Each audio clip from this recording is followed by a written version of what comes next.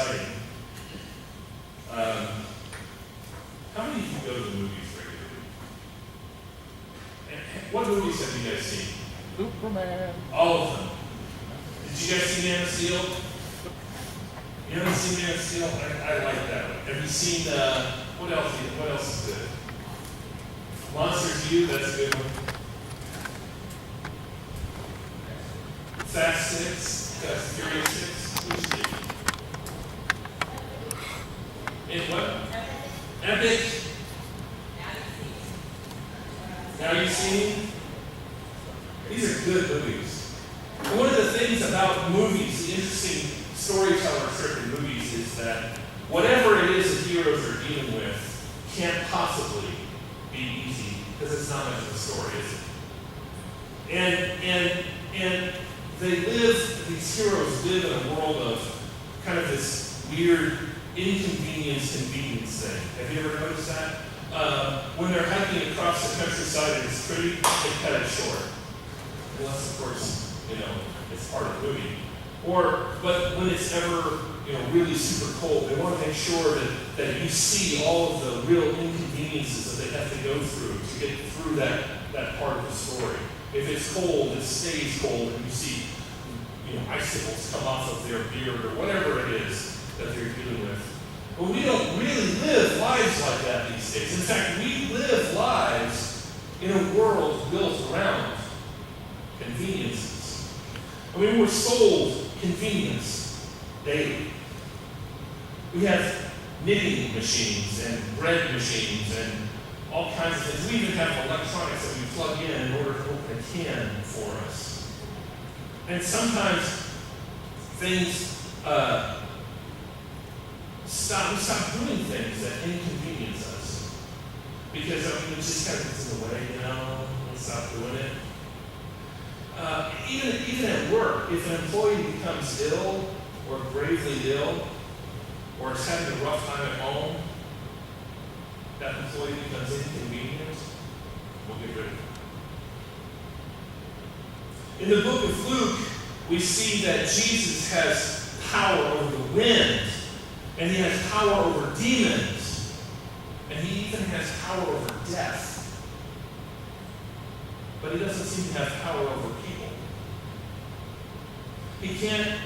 It's not only that, but it's almost as if he's too powerful, too unpredictable, and too inconvenient to have in the neighborhood.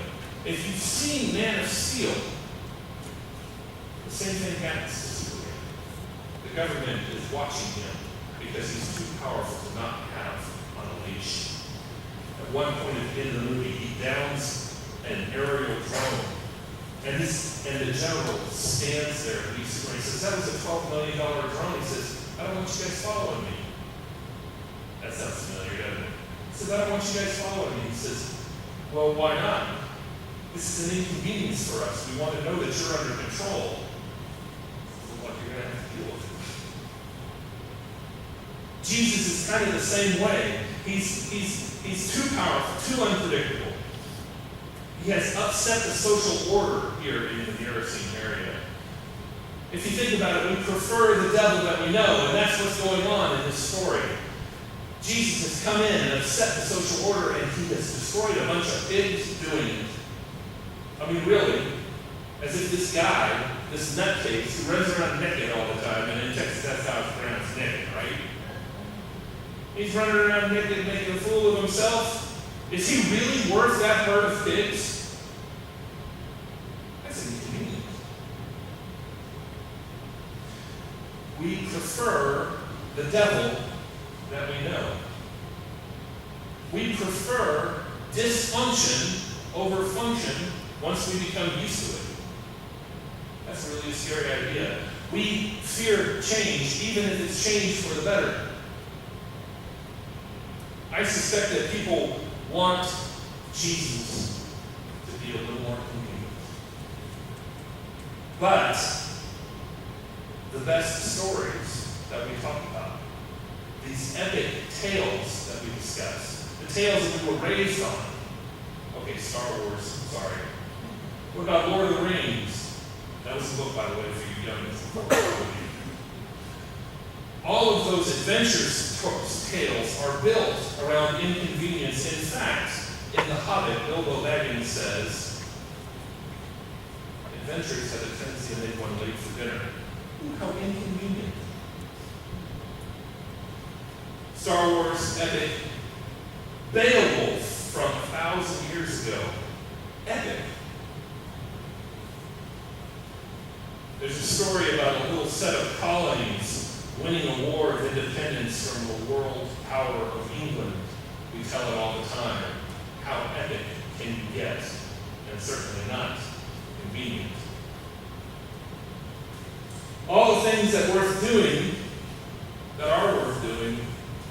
that we do, that are epic, these are things that we tell our grandkids. I spent 22 days in the mountains and didn't have a good time. And it was epic. And I'll tell my grandkids about it. For the rest of my life, I'll talk about it. I remember getting so wet on day 10 that the water was sluicing down my back, underneath my backpack, and down my shirt, and in my underwear. Yeah, that's an underwear. It's a creature thing. No, I'm just kidding. It was extremely uncomfortable and very inconvenient, and yet it's the making of an epic tale that I will remember for the rest of my life. So Jesus touches his world on an epic scale, and it's not convenient for those around him. But I want to stop for a moment, and I want to say, I wonder what it would be like if Jesus had been convenient. What if the smell had deterred Jesus from raising Lazarus? Oh, wait a second, wait a minute. 4 days? Seriously? Maybe we should leave the tomb closed.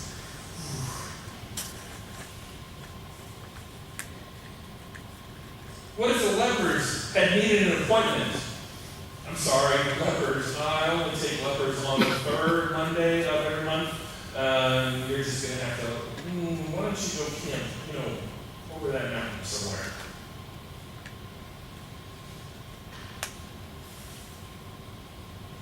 Or what if those miracles, in the case of the demoniac, had inconvenienced us? Well, wait a minute.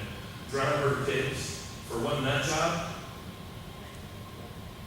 I think that the economic loss. Oh, this is horrible. We can't do that. Or what if Jesus needed a nap? Jesus, wake up, this storm is going to sink the boat. Oh, come on, guys. No, we want Jesus in an epic way. We want Jesus to be all of these things, these fantastic stories. In fact, if you take a look at Superman or Lord of the Rings or all of these epic tales that we see in our culture today, even Beowulf, a lot of these tales, they come from that sense of epic inside the human soul that God put there for us. But as followers of Jesus, do we want to be epic? Or do we want to go and be armchair quarterbacks? Go Jesus! I mean, we pass the popcorn, and while you're up, you give me another beer so I can root for Jesus from my chair a little bit better. We want something to be epic in Jesus. But in order for things to be epic, they have to meet the criteria of being epic. The first criteria of being epic, it has to be a goal worth achieving. Educated children doesn't sound epic unless you're that kid. Feeding the hungry doesn't sound epic unless you're hungry. Long odds and difficult terrain. How hard is it to feed 500 people, or 1,000 people, or 10,000 people? That's an epic.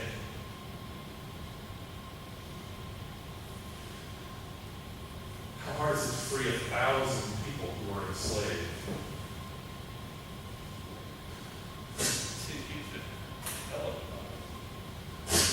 Maybe I won't follow that line of reasoning. The city of Houston is the second or first largest participant in what's it called? Human trafficking in the world. Human trafficking. Can you imagine what kind of epic is told when a woman says, I no longer have to do that because somebody, a church, came to rescue me? This is an epic story. Sometimes in epics, always in epics, there are inconveniences. So maybe people don't approve. I mean, you know what they say about those people who need food, that they really should be getting it for themselves, so I don't really approve. And the kitchens need to be clean all the time. Or the kids, they might leave a mess while they're here for tutoring. Or new relationships that might be messy. And I'm going to just keep talking really loud.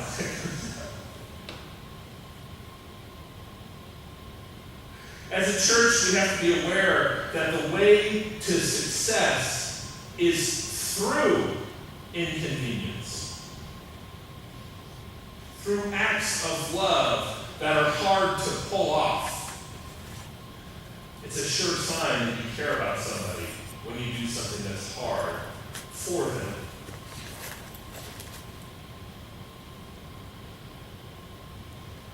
And through relationships that go outside of our walls, that inspire people by the acts that we have done. By connecting to the community in ways that are epic and make a difference. They might be inconvenient, but then so is our leader. And epic isn't always on a grand scale. Imagine kids coming from all over town to be tutored here. It's not a big deal to you and me, but if no one else cares, it's a huge deal to them. And it changes their lives in an epic way. And it doesn't just change their life, but it changes their children's lives and their children's lives. You touch 3 generations when you touch a child. And so I have to conclude that we have to thank God for an inconvenient Jesus. A Jesus that sees his mission and acts on it. Instead of saying, I don't know, I'll upset some people. A Jesus that loved even the inconvenient people. A Jesus that healed even if it meant a little discomfort. Or wait. Was it a discomfort? Tortured to death on a cross, so that his people, you and I, might have life everlasting and overflowing and abundant. And Jesus' inconvenience. Thank God for an inconvenient Jesus.